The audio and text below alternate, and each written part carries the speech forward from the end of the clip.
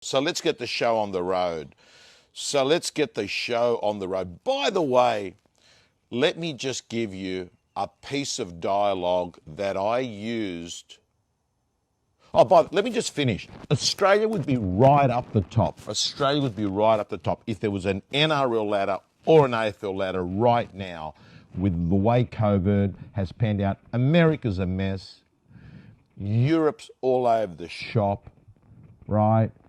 So you turn around and you say to yourself, man, you've got to be grateful, and just so good. Russell, well done on all the great work you're doing. Anyway, let me share with you a dialogue that I used on, I don't know, the gym members may know this, but others may not, that I'm very soon releasing 43 brand new pieces of dialogue, scripts, and winning words in a framework that I've never ever produced before. You won't get these on YouTube. You won't get these on, any of the social media platforms. It's new content that is being rolled out to my real estate gym members as part of the process of designing the content before I get signed off and actually put it out there. I test it out, and I tested one out on Saturday, and it worked an absolute treat. So if I just want you to picture what happened, we were around $20,000 or $30,000 short on getting an offer accepted on an auction property, and the owner said, no, listen, I'm not going to accept it. The market is booming. I'm reading what all the media is saying. Hey, Dominica, and I'm gonna hold off, and I'm going to hold off because I know that even if I don't sell it before Christmas, I'm going to sell it next year because the market's only going to get better and better. Interest rates are low, etc., etc. And then I said to him, how certain are you of that? Out of role play for one moment. You see, for someone to make a decision, they've got to have certainty, not any form of doubt. And what I did is actually ask a question that then gets that person to ask that question to themselves and allow their subconscious mind to quickly do a gauge and say, how 100% certain am I on this? And then I followed it up with this. Could it be possible that early next year, when JobKeeper's gone and the holidays of mortgages are gone and the hangover from what has happened this year with the government and all the free champagne that they've been handing out, could it be possible that your home is actually worth $50,000 less, and this buyer frenzy of 7 buyers that we have today aren't going to be there next year? And if you actually notice the words I'm using, could it be possible, is something that is used in a courtroom. In a courtroom, you'll see barristers often use those words. Could it be possible? You see, what they're doing is allowing people to become aware that there is an alternative route. There is an alternative option, that there is something that could be alternative from what is now. And I've got to tell you that we got that deal done. And the reason I also like it, it's not argumentative with commission breath. And I'll often use, and one of the other pieces of dialogue, I'm going to, share with you right now that my gym members are going to get. In fact, Susan, I would open up the gym now in case people want to join and they can get crack into the content. And then when the course, drops in, they can have it there straight away. Another piece of content that I love agents to start using is this. I'm not sure if it's for you, but... You see, when you ask that question, I'm not sure if it's for you, but automatically there's a voice in someone's head that says, but why wouldn't it be for me? And they become curious. And then you can say something like this, I'm not sure if it's for you, but would you be interested in hearing on our list now, launch later strategy? Bang. The third script was, this is the one I shared with Josh Tesselin's training last week. When you're chasing up expired listings. Mr. and Mrs. Vendor, how open-minded would you be to sit down with me for 10 minutes where I can explain to you how we sell properties that have been on the market for 3 months with other agents in 72 hours? You see, the reason why this works so well is this. Because everyone wants to be open-minded. No one wants to be a bigot. No one wants to be considered or seen as being narrow-minded. So guys and girls, what I'd love you to do is to, you know what I'd love you to do? I'd love you to go to realestategym.com.au. Susan's put in the link there. Yes, I'm selling, but I've got to tell you, when you know it's good for other people, they get more value. They're going to benefit, they're going to get more listings, they're going to make more sales, they're going to get more deals done together. You actually think you're doing people a favor. So guys and girls, let me move on to tonight's topic. And tonight's topic is a very important topic because I can't help it. I see a lot of real estate agents that are rich, but they're not wealthy. And when I say rich, you see, rich is having money to buy things that people can see. That's rich, right? That's rich. Rich is, and I want to define the difference. Rich is having money to buy things. What are those things? They might be, you're able to put a deposit on a car and then pay for the rest of the car by a novated car lease or a hire purchase agreement. Or rich is being able to eat at expensive restaurants once a week. Rich is something that externally you can see that these things cost money. And what I notice is that a lot of real estate agents, good ones, are rich but not wealthy. Wealthy is that you don't buy objects. What you do is you create a life where you control your time. Think about that. Wealthy means you wake up and you say, I will do what I want to do today. I'm not going to have a vendor, an employer, a third party to tell me how I'm going to control my life.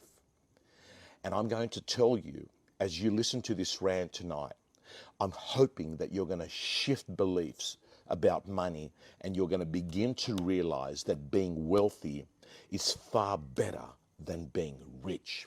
You see, being rich is a terrible triangle because how rich works is this. What happens is you work really hard.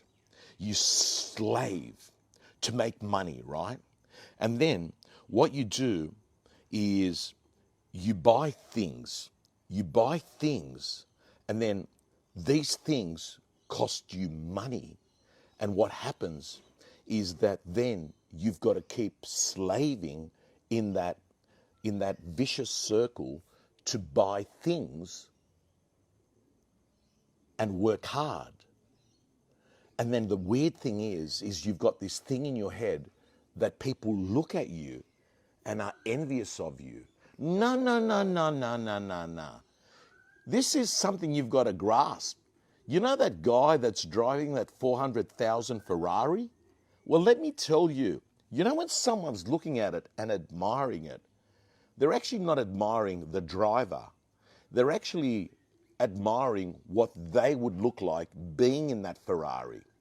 And I think that if you begin to understand this concept, you begin to realize this social treadmill that people get onto is actually a recipe for unhappiness in life. And I want you to really get tuned into what I'm saying here today, because if you can understand that if you choose to not play the game of rich, but to play the game of wealthy, what will happen is you won't be happy just for 2 months, because that's roughly what it takes before familiarity sets in, and then you begin to actually not enjoy the thing you bought.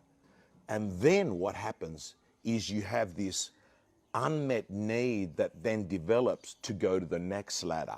Example, you start off with the Honda CRV. You then move into Jeep Cherokee. You then move into, Toyota Land Cruiser. You then move into a Porsche Macan. So what you're doing is you keep going up and up.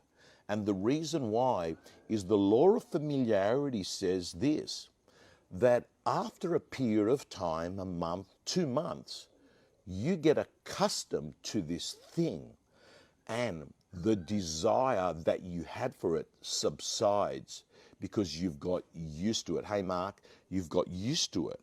And what happens is, because you get used to it, you then are looking for the next thing.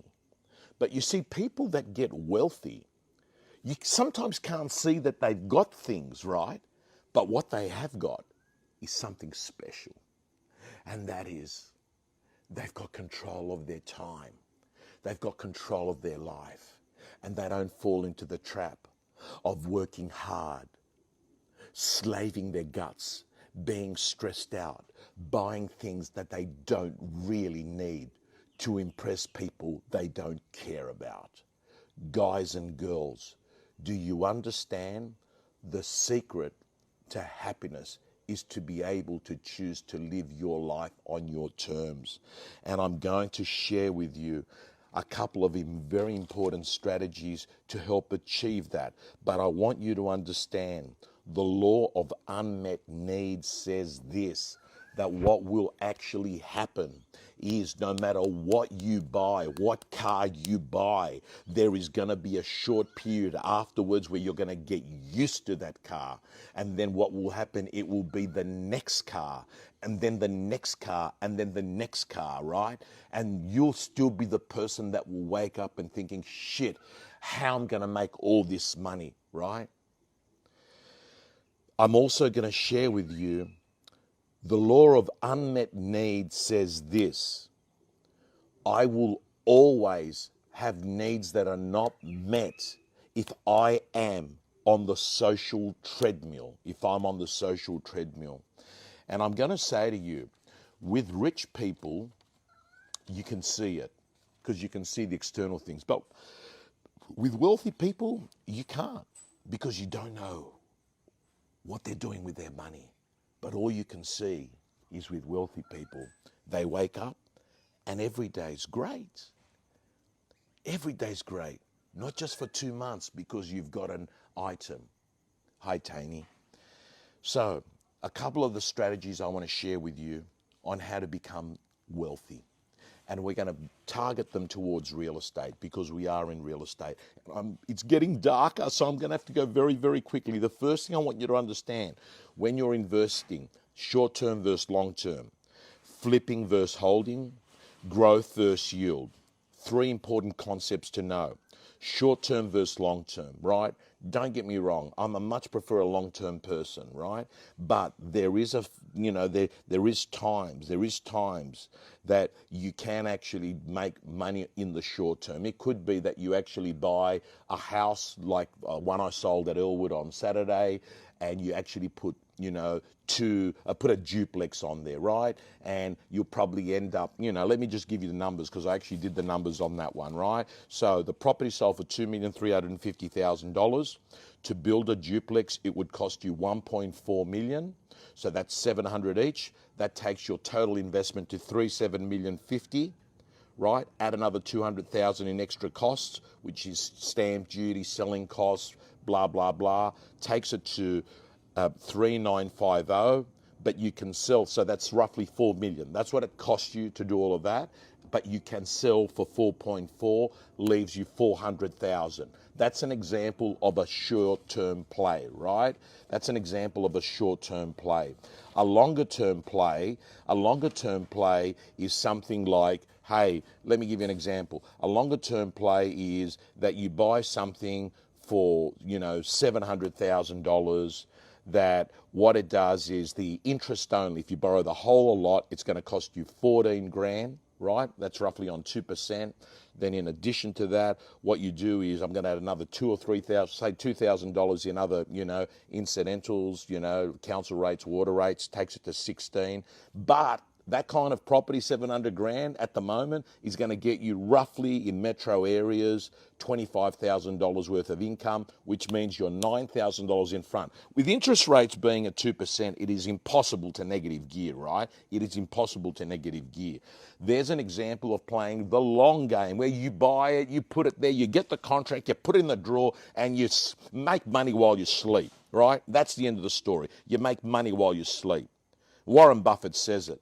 They said to Warren Buffett, mate, can I ask you, Warren, if your formula is so easy and it's so clear, why doesn't everyone do it? And his response was, I suppose people don't like to get rich slowly, right? There's an example of that. The next thing I want you to understand is the concept of growth versus yield. In my 20s and 30s, I bought properties that had shit yields, but they were high on growth. Newtown, that's where I bought, Newtown, Enmore, right? What happened is you were getting yields of around 1.5% net, right, after cost, which is terrible. But they were going up 10, 12% a year, right? But as I'm getting older, I'm over 50, right? What actually happens is I'm looking at yield plays, right? And the reason that is all you're looking for is cash flow, so you can live a wealthy life and you can just do what you want to do. Wake up, hey, sunny day, let's go to Byron. It's pouring down, it's raining. I don't want to go out to appointments, where you actually have choices. Do it because you want to, not because you have to. That's what I'm getting at, guys and girls. And I'm going to quickly go through and share with you a couple of other examples of, where you can make money in property. Blocks of units. You buy a block of unit. Example, 3 million. That means each unit costs you 500. 6 times 5 is 3 million. And then what actually happens is individually these units are, say, worth 700,000. But because you actually were able to operate in a space where there was less buyers, you were able to buy the whole block at 3 mil. Now, individually they're worth 700. 6 sevens are 4.2, which basically says on paper there's 1.2 million in value that you've already inherited, that you've picked up $1.2 million in value. Now you turn around and say it's going to roughly cost you about 300 grand in subdividing, so there's roughly about $1 million. And then you go to the bank, you get it revalued, and you've just made $1 million. Guys and girls, I'm going to spend more time over the Sunday night rants talking to you about money. Why? Because at the end of the day, you'll pretty much have to understand, you will spend the money that you make in your employment. It's your assets. It's making money while you sleep is where the real value comes. And guys and girls, I'm going to finish off and give you some basic rules because it is getting dark. Some basic rules on understanding becoming wealthy, not rich, right? Not rich. Rich is all show, right? I'm talking about wealthy, where you choose to live your life each day. That'll put a smile on your face. Number one, firstly, become BIW in your work. Become the best you possibly can, because that's going to make you the highest income earner. And making money is going to help you have a magnificent life. Number two, you should be buying assets that are going to grow as soon as you can. So you've got to start working very well with a broker. You should be buying as soon as you can. Number three, because do you understand, do you know that Warren Buffett Get ready for this. 90% of Warren Buffett's wealth happened after he was age 50 because he started investing at age 10. And what happens is the compound effect kept adding up and adding up. Do you understand that concept? I'll say it again. Warren Buffett, 90% of his wealth came after the age of 50. Why? Because of the compound effect. So that's why I'm saying you've got to get in early. You've got to get in early, and you've got to make money, and you've got to speak to your broker, and you've got to be able to buy as soon as you can. Number 3, be patient. Be patient, and don't let fear and greed become the forces of your decision. Be patient, and don't let fear and greed affect your decision. Don't get me wrong. When we had COVID-19, right, I had a bit of fear and greed. But you know what? I didn't panic, but I did overreact. So you know what I say? Overreact, but don't panic. Overreact means finding out your best options and then going all in. Panic is that you make illogical decisions because you don't sit there and think them through. And by the way, can I just share a very quick one here? Do you know that Bill Gates said the other day that luck was very important in his success? And he went on to say that luck plays a part in success for people at the high end. It does. And you know what he said? He said that if he hadn't gone to the high school that he'd gone, Microsoft would not have existed. Why? It was the only school that had a computer. Do you understand that? So yes, when you add luck to skill and hustle, but I share this with you because if you are super successful, don't be so arrogant to think that it was just you. Luck does play a role. It's a contributor, particularly for the super successful, right? Things happen, and that's come from Bill Gates. The next thing is, number 4, don't play the social treadmill. Everything you want right now, you're going to get used to, and it's just going to be this terrible treadmill. Don't play, just be aware of it. Remember also, don't worry too much about buying assets to impress other people. They're not impressed by you. They're impressed by the asset. So you can let go of this thing. Hey, they're watching me, right? And the last thing I was going to say is that the only time I would spend money and energy on showing that you're rich is potentially when you're single and you want to put social cues out there that you're a person that's moving ahead. It might help you actually attract a partner. I don't know. It might attract you the partner that you want. Maybe they're going to want you for your money. But all I'm saying is that, like at where I'm in my life, I'm really enjoying Zoom living where I can wear a pair of shorts, put a t-shirt on, and not too fussed about the views of other people have of me. But I can pretty much tell you guys and girls that if you follow what I spoke about in this video, it's the beginning of you beginning to understand that wealthy is different from being rich.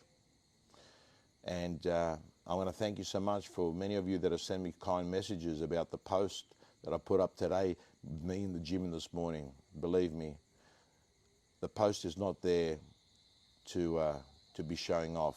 I'm actually extremely proud. I'm extremely proud because it's only been a year or two where I was sitting inside a chemo ward. I just buried my brother and I was just beginning my own 9 months of treatment, fighting for my own life. And to be able to look backwards and say, shit, hey, that was temporary. It's not permanent. And the fact is, your illness, your past illness, does not define you. What defines you is your mental strength, your courage, your resilience, The fact that even though the world was falling apart in front of your eyes and there was nothing you could do about it, what you did is you think about what was possible and you chose to believe that what was coming was better than what you were going through. And you chose to believe that your future was going to be a lot better than what it was right now.